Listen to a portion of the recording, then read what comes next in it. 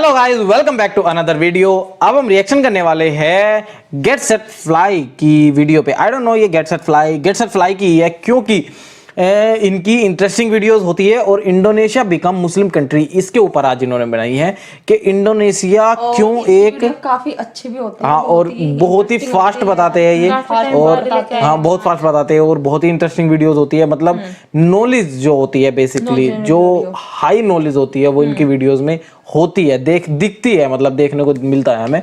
बाकी आज का जो टाइटल है, क्यों इंडोनेशिया एक हिंदू देश से सबसे बड़ा मुस्लिम देश बना। मतलब डेफिनेटली आपको पता होगा कि इंडोनेशिया पहले हिंदू देश था। आई डोंट नो ये हिस्ट्री है वैसे तो, बट हिंदू देश से एक बहुत ही, मतलब आज दुनिया का सबसे बड़ा इंडोनेशिया मुस्लिम देश है, आज दुनिया का सबसे बड़ा। तो वो कैसे हुआ कि इतना बदलाव आ गया, वो चीजें इसके अंदर बताई गई है, हम वीडियो में देखेंगे। और प्लीज हमें गालियां मत देना कि आप लोग ने ये रॉन्ग इन्फॉर्मेशन है इसकी, आप ये गलत है लड़का, तो ये वीडियो है हमने नहीं बनाई है। हाँ, यही कमेंट रॉन्ग इन्फॉर्मेशन है, ये वाली कमेंट हमें बहुत ज्यादा आती है, देख लेते हैं तब बताएंगे। बट डेफिनेटली ये है कि ये इनका मानना है, ये इनकी वीडियो है, हम इस पे रिएक्शन दे रहे हैं और हम एक तरह से नॉलेज देख रहे हैं कि इनको कितनी है, या आप लोग कमेंट कर सकते हो कि हाँ ये कितने सच है, कितना झूठ है, कितनी रॉन्ग इन्फॉर्मेशन है, कितना सही है। मतलब ऐसा तो हो नहीं सकता कि पूरी ही वीडियो एकदम गलत ही बनाई हुई है, कुछ हो सकता है कि कुछ पार्ट रॉन्ग इन्फॉर्मेशन है, कुछ पार्ट सही इन्फॉर्मेशन है, इस तरीके से हो सकता है। बाकी आप लोग वीडियो देखें हमारे साथ और बताइए कैसी लगी आपको वीडियो और क्या क्या अच्छा लगा आपको इस वाली वीडियो को। हेलो फ्रेंड्स, मैं हूं गौरव और आज Iran 99%, Saudi Arabia 97%, Pakistan 96%, Iraq 95% मुस्लिम पॉपुलेटेड कंट्री है।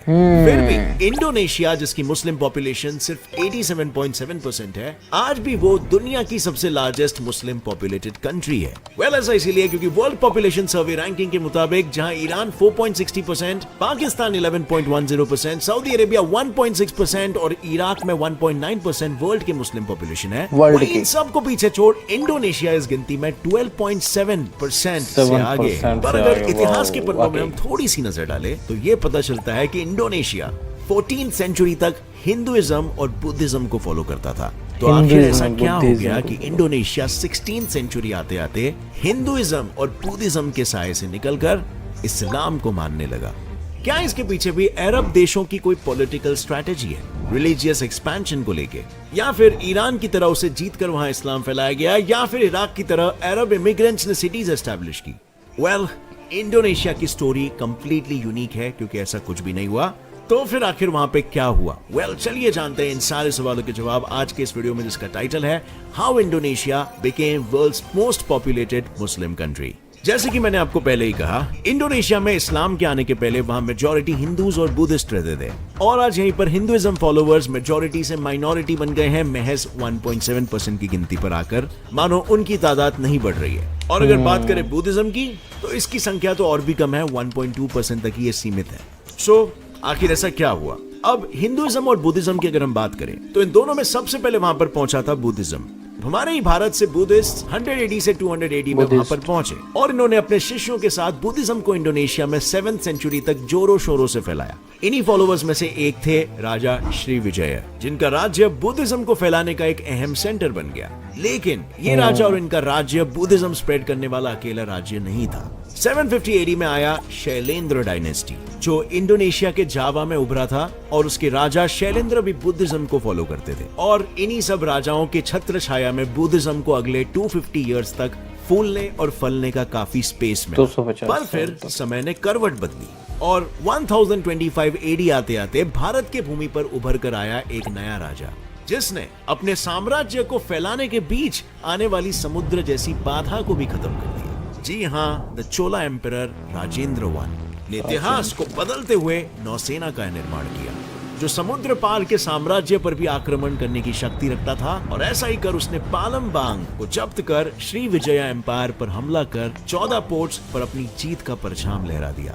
जिसके बाद 13th सेंचुरी से 16th सेंचुरी तक उन्होंने वहां पर राज किया। जिनके राज्य में पति के चिता के साथ पत्नी को सती करने की भी प्रथा चली आ रही थी। इन्हीं सब प्रथाओं और रिवाजों के साथ इंडोनेशिया के लोग अपनी जिंदगी काट रहे थे और जिंदगी काफी आम चल रही थी। पर इनकी आम जिंदगी में तूफान लेकर आए वो लोग जिनका सपना इस्लाम के परचम को पूरे दुनिया में लहराते हुए देखना था।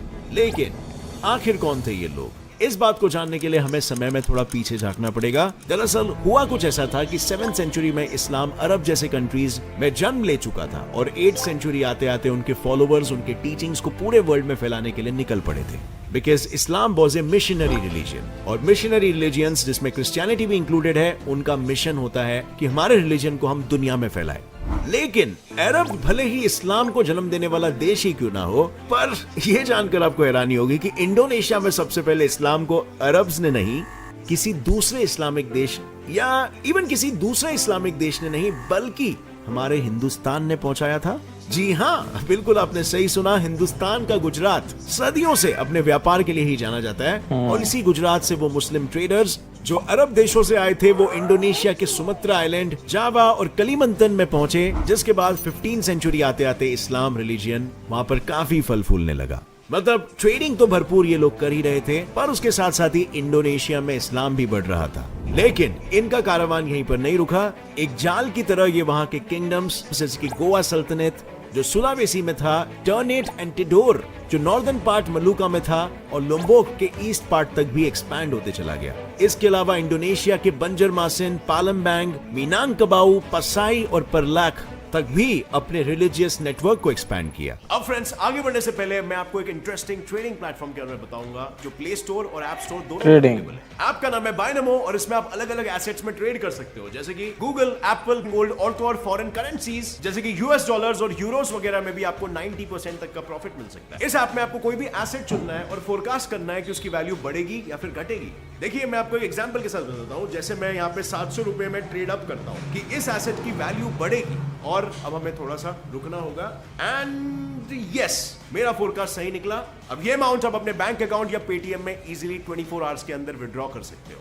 इसका मिनिमम डिपॉजिट सिर्फ 350 रुपए, और अगर आप मेरा प्रोमो कोड यूज करते हो तो आपको ये डिपॉजिट पे डबल मिल जाएगा, यानी कि 400 रुपए का टॉप अप करिए और आपको 800 रुपए मिल जाएंगे। सो अभी रजिस्टर कीजिए इस ऐप में, link is in the description, और 65,000 अपने ट्रेडिंग डेमो अकाउंट में पाइए, जिससे आप ट्रेडिंग स्ट्रेटेजीज और ट्रेडिंग स्किल्स को प्रैक्टिस कर सकते हो। जितना आप प्रैक्टिस करोगे उतनी आपकी ट्रेडिंग की नॉलेज और एक्सपीरियंस बढ़ेगा और अर्निंग की पॉसिबिलिटीज भी बढ़ेगी। लेकिन हाँ फ्रेंड्स, इनके बारे में मैं अच्छे जानता हूं, ट्रेडिंग रिसर्च करके, क्योंकि किसी भी ट्रेड और ये प्रमोशन कैपिटल रिस्क में होता है। So download Binomo now, link is in the description. Binomo के बारे में जानता हूं। Are you?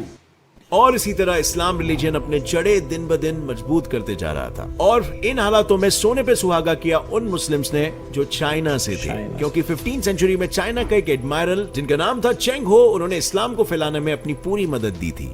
बट माना कि इंडोनेशिया में इस्लाम के आने का ट्रेडिंग एक रीजन था, पर हमें ये नहीं भूलना चाहिए कि ट्रेडर्स बिजनेसमैन होते हैं, वो प्रोपोगेटर्स या मिशनरीज नहीं होते हैं। और इसीलिए इस बात को ध्यान में रखकर अगर हम इसके दूसरे पहलू पर नजर डालें तो ट्रेडर्स के इसी रास्ते का इस्तेमाल करके इंडिया, पाकिस्तान से इस्लाम और दूसरे देशों के सूफिज्म में विश्वास रखने वाले लोग भी इंडोनेशिया पहुंचे, जिसका सबूत है मिस्टिक बेरेलवी सेक्ट, जो एक इस्लामिक ट्रेडिशन है जो आज भी हमें इंडिया और पाकिस्तान में देखने को मिलता है। और कुछ इसी तरह यमन से इंडोनेशिया पहुंचने वालों में आज वहां की हदरामी अरब कम्युनिटी का नाम शामिल है, जिसने इंडोनेशिया पहुंचकर वहां अपने रिलीजन को फैलाया, और आज इंडोनेशिया में वो अपने परिवार के साथ खुशी खुशी रह रहे हैं। पर अब वक्त आ गया है आपके वो सवाल का जवाब देने का जो मैंने आपसे पूछा था, क्या कोई पॉलिटिकल स्ट्रैटेजी लगाई गई है पावर गेन करने के लिए यहाँ पर, या उसे इंटरनली कॉन्कर कर लिया गया, या फिर मुस्लिम्स ने अपने शहर बनाना वहां पे शुरू किया? और जैसे मैंने बताया, यहाँ पर ऐसा कुछ भी नहीं हुआ है, बल्कि इस्लाम के प्रोपोगेशन की सबसे बड़ी वजह यहाँ पे है इंडोनेशिया के लोगों की गरीबी,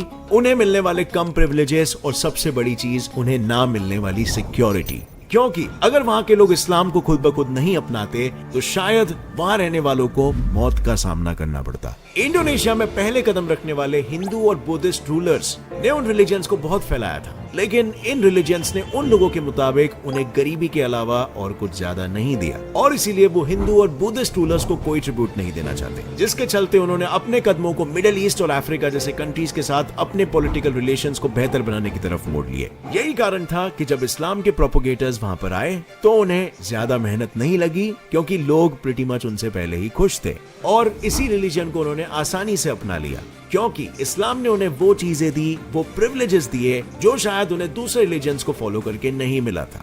लेकिन इन सब के परे भी एक कारण था, जो ये था कि अगर वो इस रिलीजन को नहीं अपनाते तो उन्हें अपनी जान से भी हाथ धोना पड़ सकता था, because they had a bad experience with previous rulers. और जान है तो जहान है, इसीलिए अपने इस जान को बचाते हुए इस जहान में रहने के लिए उन लोगों के लिए उन्हें अपना धर्म छोड़ना ही ठीक लगा। लेकिन इन सब के परे भी एक कारण था, जो थे puppet shows. Puppet shows Indonesian culture का एक अहम हिस्सा है और इसी का फायदा इस्लाम के प्रोपोगेटर्स ने बखूबी उठाया। तो हुआ कुछ ऐसा कि जैसे आज इंडिया में हम पपेट शो के जरिए रामायण की कहानियों को दोहराते हैं, कुछ उसी तरह का इंडोनेशिया में भी हो रहा था, जहां वो लोग रामायण के किरदारों की जगह पे सिर्फ प्रॉफिट मोहम्मद और उनके कंपेनियंस की कहानियां सुना रहे थे। और इस बदलाव का वहां के लोगों पर इतना असर हुआ कि इसने वहां इस्लाम को फैलाने में 90% रोल प्ले किया। पर इसके साथ ही कुछ लोग थे जो अपने धर्म को भी किसी भी कीमत पर छोड़ने के लिए तैयार नहीं थे। तो उन लोगों ने धर्म छोड़ने के बजाय उसी जगह को ही छोड़ दिया और वो लोग बाली आइलैंड पर जा बसे, जहां आज भी वो लोग हैं जो हिंदुइज्म को ही फॉलो करते हैं। सो नाउ यू नो कि कैसे एक हिंदू मेजॉरिटी कंट्री एक मुस्लिम मेजॉरिटी कंट्री में तब्दील हुई।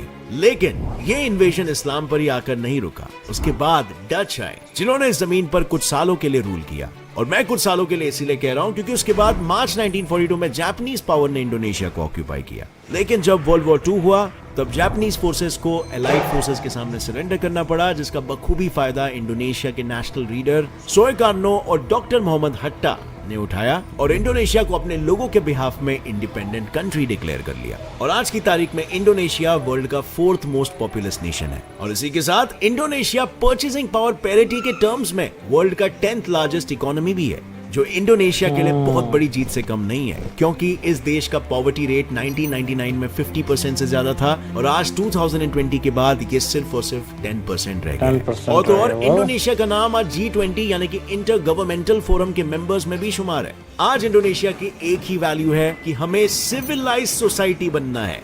और हालांकि आज इंडोनेशिया में ज्यादातर मुस्लिम्स है, पर फिर भी उनके इतिहास से उन्हें मिले हिंदू मॉन्यूमेंट्स और कल्चर को भी उन्होंने जिंदा रखा है। So this is sort of an updated version of Islam, a more secular version of Islam which they are following. और इसी वजह से तो इतनी पीस मेंटेन्ड है और तरक्की कर रहा है ये देश। मैं पर्सनली ये बिलीव करता हूँ फ्रेंड्स कि समय के हिसाब से किसी भी रिलीजन को इवॉल्व करते रहना है, क्योंकि change is the only thing that is constant and which will never change. और प्रकृति का ये नियम है कि जो भी चेंज को एम्ब्रेस नहीं करता वो चीज आखिर बर्बाद हो जाती है। और फिर चाहे वो इंसान हो, जानवर, टेक्नोलॉजी, कंपनी या इवन रिलीजन। आपका क्या मानना है इस विषय पर? नीचे कमेंट सेक्शन में शेयर करना अपनी राय। और अगर आपको इस वीडियो से कुछ भी नया सीखने मिला तो एक लाइक जरूर ठोकना। वीडियो बहुत अच्छी थी यार, काफी नॉलेजेबल वीडियो। और ये तो एकदम रेल सी बना देते हैं यार, हमें चुप रहना पड़ता है। हाँ मतलब बहुत ही तेजी से इनकी वीडियो चलती है और बोलने का वे जो इनका मतलब काफी कॉन्फिडेंट और स्पीड में बोलते हैं, तो बहुत अच्छा लगता है हमें सुनने में। कहानी मजा आता है इस तरीके से। हिस्ट्री अगर सच बता रहा हूँ, अगर हिस्ट्री टीचर होती है तो बहुत मजा आता, क्योंकि अगर इस तरीके से कोई हिस्ट्री समझाएगा तो कमाल ही है यार, मजा आ जाएगा। इंडोनेशिया क्या रॉन्ग लगा जिस वीडियो में वो ही बता देना, डेफिनेटली जरूर बताना कि आपको क्या रॉन्ग इन्फॉर्मेशन लगी। बाकी इसके वीडियो के अंदर हम वीडियो के अंदर इसलिए नहीं बोल सकते क्योंकि बहुत ज्यादा कुछ था यार, बहुत ज्यादा हमारे दिमाग से भी निकल गया। इतनी टॉपिक, इतनी चीजें बताई है इन्होंने, बहुत सारी चीजें कि इस तरीके से। बट हाँ, एक कॉन्सेप्ट था लास्ट वाला कि किस तरीके से इंडोनेशिया में मुस्लिम्स आए, बहुत सारे तरीके से आए डेफिनेटली। तो अलग अलग फैक्ट था, शो भी बताया था इन्होंने, पपेट शो जो बताया था वो भी समझ में आ गया हमें। चलो बाकी पर वीडियो बहुत अच्छी थी। आप लोग बताइए कैसी लगी, लाइक कीजिए, आप कमेंट कीजिए, शेयर कीजिए, सब्सक्राइब कीजिए। मिलते हैं आपसे इस तरह की नेक्स्ट वीडियो में। तब तक के लिए tata bye bye and take care.